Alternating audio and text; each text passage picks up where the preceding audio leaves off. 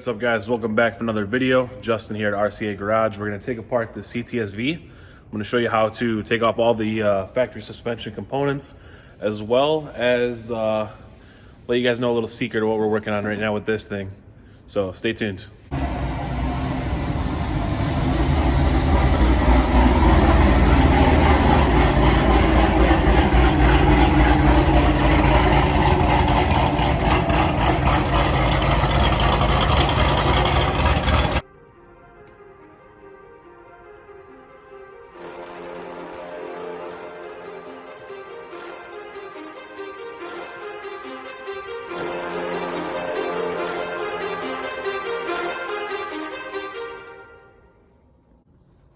So the first thing you want to do is take off this little white connector.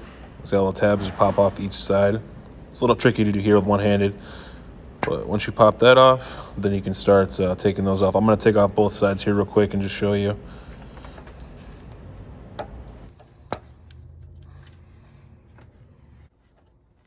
So I like to take a pick here and just pry this out just a little bit. It's pretty easy, pretty simple. Just they call these the Jesus clips because they do drop and you always run around trying to figure out where they went to. So just pop those off, and then once that clip is out, then you can pull up on it now. Gotta undo these height sensors. This one on the right front. Just put this in there. You can just pop this guy off, nice and easy. Hold it down out of the way.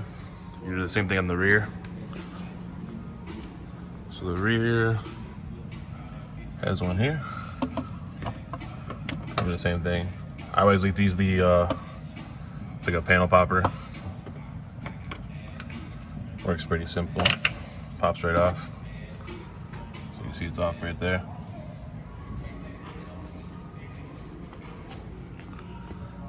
Should be one on all four corners.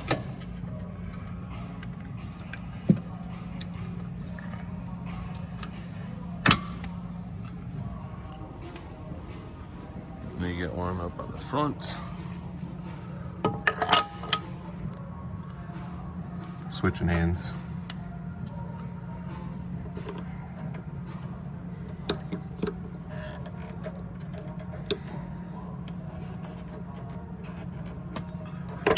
There we go. Move the 10mm bolt that's here. And there's also one that goes on the knuckle right there. That way you can take this out and set it out to the side. Don't cause any issues. Set that off to the side. And then the one for the brake caliper is going to be through that lower shock mount. So for these guys, when you're installing or removing, be very, very careful. And these do not require a lot of torque at all. I think it's like 18 foot-pounds for the torque. So make sure that when you're taking it out, it's not like stressing or anything or pulling threads. And when you're installing, make sure it sits flat, or you will run into issues. You will have to retap the arm, or you'll have to replace the arm if it's bad enough. So be very careful of this bolt here. Next, I'm going to take off the ball joint here on the upper control arm.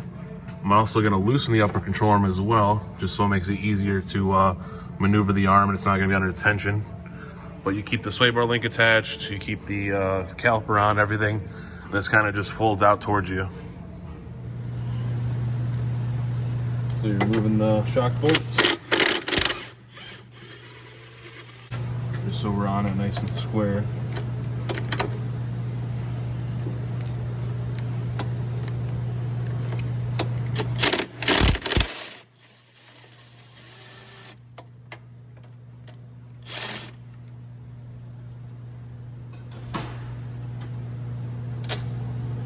Like I said, the brake line will not be able to move over the other way. This is going to be good here. Next, you're going to do that upper.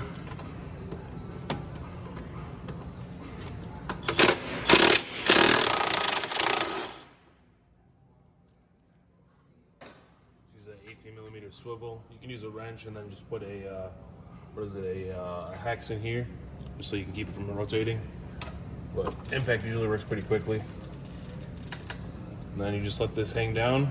You can remove the shock assembly and everything. All right, so next step, you're gonna have to remove this bolt here and this bolt on both sides. That'll get rid of this front bar. Then you're gonna have a nut underneath of this front one, these two bolts, and one tucked away in the rear. I will get a better visual of that just so you can see. A lot of people forget about that one in the back and wonder why it won't come out. So this is gonna come out as a full assembly. It's gonna have the upper control arm attached to the struts. That's the whole mounting and everything, how the CTSVs are set up. So I'll show you guys that once it's out.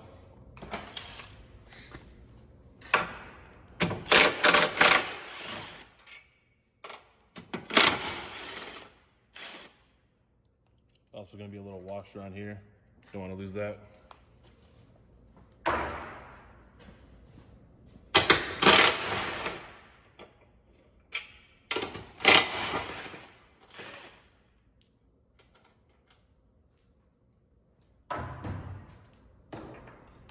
And this will all come off. So now you can see the one in the back, right there on the side. Then you got the one underneath of that bracket. Then you got those two there, and then the whole assembly will come out.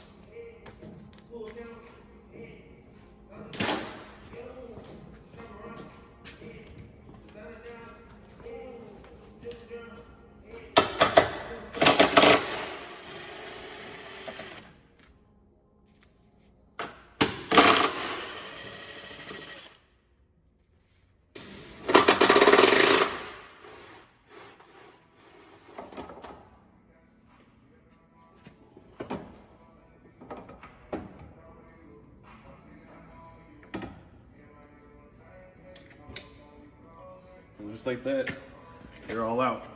So these are all the bolts here. These are the locating tabs to make sure that everything's lined up correctly. And then it's all one assembly. Now for the trunk, you got these. You just unscrew.